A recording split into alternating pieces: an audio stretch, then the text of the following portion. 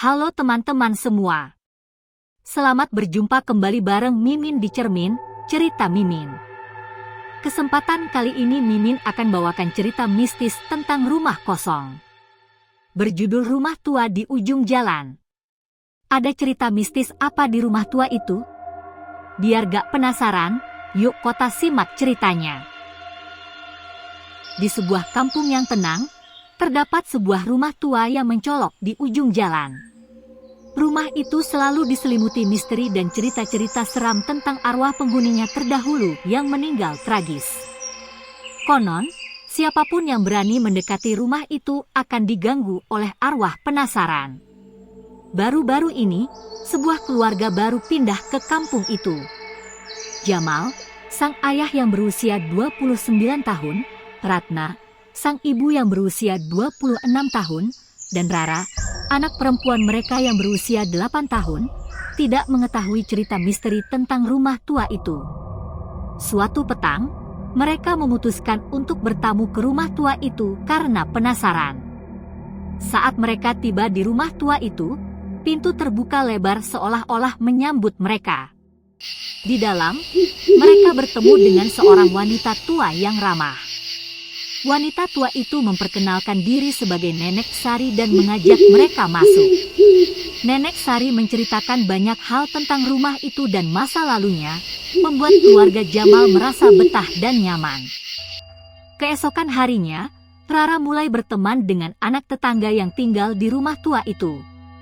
Hampir setiap petang, Rara dijemput oleh anak tetangga itu untuk bermain bersama.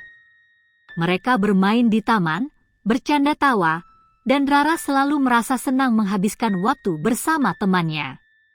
Suatu malam, Jamal dan Ratna merasa khawatir karena Rara belum pulang dari bermain. Mereka mencarinya ke rumah tetangga di ujung jalan, namun rumah itu tampak gelap dan sunyi. Pintu rumah terkunci rapat dan tidak ada tanda-tanda kehidupan. Rasa panik mulai melanda Jamal dan Ratna. Tiba-tiba, seorang warga kampung datang menghampiri mereka. Dengan wajah pucat, dia memberitahu Jamal dan Ratna bahwa rumah tua itu sudah lama tidak berpenghuni.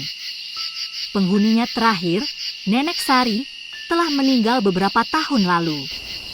Jamal dan Ratna tercengang mendengar berita itu. Mereka tidak percaya bahwa Rara bermain dengan arwah Nenek Sari selama ini. Jamal dan Ratna bergegas mencari Rara di sekitar rumah tua. Rasa takut dan penasaran bercampur aduk dalam hati mereka.